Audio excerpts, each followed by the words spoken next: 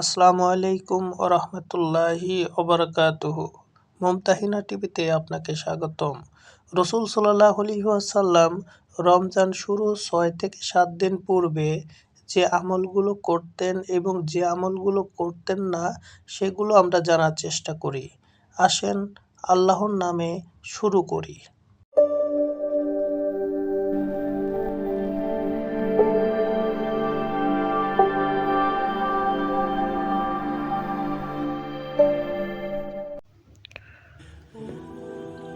রমজানের ৬-৭ দিন আগে রাসূল সাল্লাল্লাহু আলাইহি ওয়াসাল্লাম যে আমল করতেন এবং যে আমল থেকে বিরত থাকতেন, প্রতিটি গুরুত্বপূর্ণ কাজের জন্য পূর্ব প্রস্তুতি গ্রহণ অত্যন্ত জরুরি। কাজটা তাহলে সুন্দর, সাবলীল ও আন্তরিকভাবে সম্পাদন হয়। ইবাদতের আগে প্রস্তুতি গ্রহণ করা নবীজির সুন্নত। বিভিন্ন হাদিস থেকে জানা যায়, নবী করিম সাল্লাল্লাহু আলাইহি ওয়াসাল্লাম অন্যান্য ফরজ ইবাদতের মতো পবিত্র রমজানেও পূর্ব প্রস্তুতি গ্রহণ করতেন এবং উম্মতদেরকেও এ ব্যাপারে পরামর্শ দিতেন। এই ভিডিওতে রাসূল সাল্লাল্লাহু আলাইহি ওয়াসাল্লামের সুন্নত অনুযায়ী রমজানের পূর্বমূলক বেশ কিছু করণীয় বিষয় উল্লেখ করা হলো। রমজানের প্রস্তুতির জন্য দোয়া করা।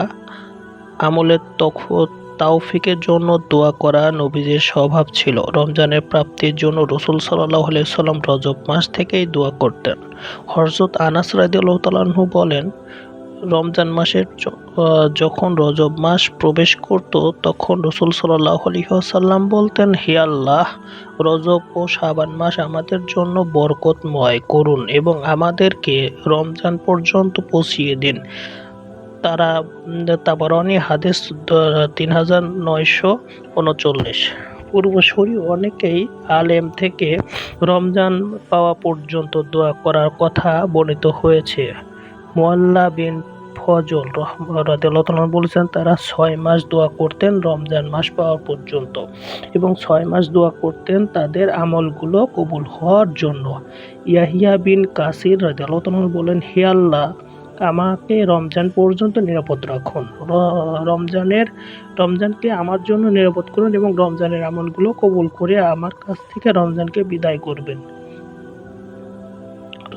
রমজানের জন্য দিনক্ষণ গণনা করা। রমজানের পূর্ব প্রস্তুতি হিসাবে রমজানের জন্য শাবান মাসের তারিখের হিসাব রাখা এবং দিনক্ষণ গণনা করাও রমজান পূর্বক একটি সুন্নতি আমল। প্রকৃত অর্থে একটা রমজানের জন্য বিভোর প্রতীক্ষার একটি নিদর্শন বটে, কেননা মানবীয় স্বভাব অধিক প্রত্যাশী বস্তুর প্রতি সময় গণনার ব্যাপারে অধিকতর তৎপর হয়। রমজানের আগমনের জন্য মহানবী সাল্লাল্লাহু আলাইহি ওয়াসাল্লাম দিনক্ষণ গণনা করতেন। আয়েশা রাদিয়াল্লাহু তাআলা আনহা বলেন, আল্লাহর রাসূল শাবান মাসের দিন তারিখের হিসাবের প্রতি এত অধিক লক্ষ্য রাখতেন যা অন্য মাসের ক্ষেত্রে রাখতেন না।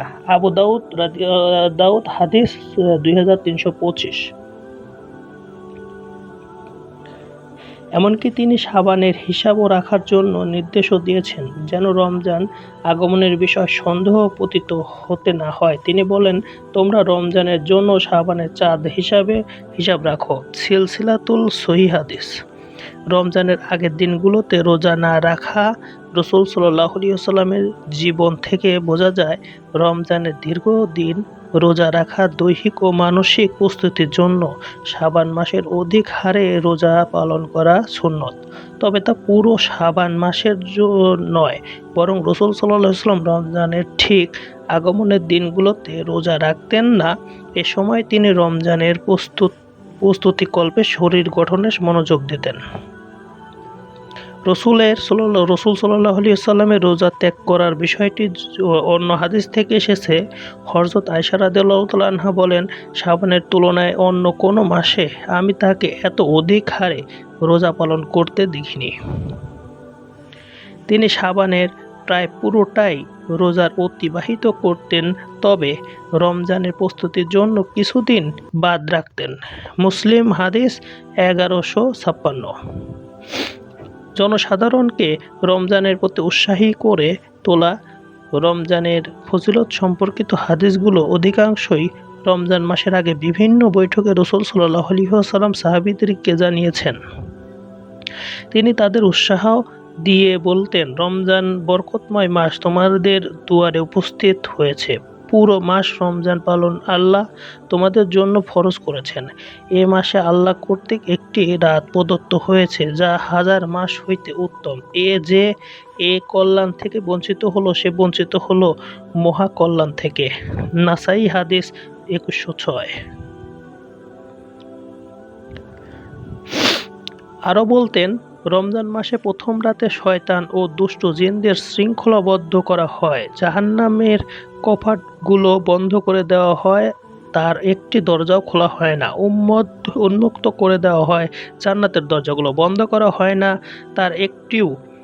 একজন আহ্বানকারী আহ্বান জানিয়েছে বলেন, এ কল্যাণ প্রত্যাশী আর হে অকল্যাণ প্রত্যাশী, বিরত হও আল্লাহর জাহান্নাম থেকে। অনেকে মুক্তি দেবেন এবং প্রতি রাতেই। তিরমিজি হাদিস 683। রমজানের বিধান সম্পর্কে জানাশোনা। রমজান বিষয়ক অনেক হাদিস ও হাদিস সারাংশ থেকে জানা যায়, রাসূল সাল্লাল্লাহু আলাইহি ওয়াসাল্লাম নিজেই রমজান মাসে সাহাবীদেরকে রোজার নানা বিধান সম্পর্কে অবগত করতেন। সঠিক দিক নির্দেশনা প্রদানের মাধ্যমে ঋতুপথ আঁকড়ে ধরতে বলতেন। এককভাবে বর্তমান সময়ে যারা উম্মতের মহান আলেম ও বিদগ্ধ ব্যক্তি সম্মানিত দায়ী সাধারণ মানুষের রমজানের যাবতীয় হুকুম সম্পর্কে জ্ঞান করাবেন। এই রমজানের পূর্ব ও মধ্যবর্তী সময়ে মানুষের মাঝে ব্যাপক দাওয়াতি কার্যক্রম অব্যাহত রাখবেন। সাধারণত মুসলমানদের কর্তব্য হলো রমজানের পালিত যাবতীয় ইবাদত ও জিকির আজগার বিষয়ক বিধান সম্পর্কে পূর্ণ অবগতি লাভ করা, রমজান বিষয়ক বইপত্র পড়া এবং অডিও প্রোগ্রাম শ্রবণ, স্বচ্ছ ধারণা লাভের প্রয়াস চালানো, ইলম ও জ্ঞানের মজলিসগুলোতে হাজির হওয়া। রমজানের আগমনের সংবাদে আনন্দ প্রকাশ করা। রমজানের আগমনে মুমিন বান্দা মাত্রই আনন্দ প্রকাশ করে থাকেন, আর আনন্দিত হওয়াই যুক্তিসঙ্গত। আল্লামা ইমাম সাদি রাদিয়াল্লাহু আনহু বলেন, ইহকালীন ও পরকালীন বিপুল নিয়ামতরাজির সঙ্গে পার্থিব জাগরণের অর্জনের কোনো তুলনা নেই। পার্থিব সঞ্চয় তা যতই অঢেল ও বৈচিত্র্য হোক না কেন, এতদিন তা আবশ্যক ও বিলুপ্ত। আল্লাহ তাআলা তার প্রদত্ত ফজিলত ও করুণাকে আনন্দ উপকরণ হিসাবে নির্ধারিত করেছেন। আল্লাহ বলেন, বলো, এটা আল্লাহ অনুগ্রহ ও তার দয়া, সুতরাং এতে তারা আনন্দিত হোক। তারা যা সঞ্চয় করে এটা তার চেয়ে উত্তম। সুতরাং সূরা ইউনূস। রাসূল সাল্লাল্লাহু আলাইহি ওয়াসাল্লাম তাই নিজেও অতিশয় আনন্দিত হতেন এবং বিভিন্ন সময়ে রহমত, বরকত ও কল্যাণ বর্ষণ এবং অবতরণের উপলক্ষ অনুষঙ্গগুলো ব্যাকুল হতেন। সাহাবীদেরকে বলতেন, তোমাদের দ্বারে বরকতময় মাস রমজান এসেছে। নাসাই হাদিস 2106। রমজান একটি ফরজ ইবাদত, আল্লাহর নৈকট্য লাভের উত্তম মাধ্যম এবং নিজের গুনাহ খাতাকে কেটে আমল সালেহ দ্বারা জীবনকে সাজিয়ে সারা বছর চলার ফলপ্রসূ প্রশিক্ষণ দেয়।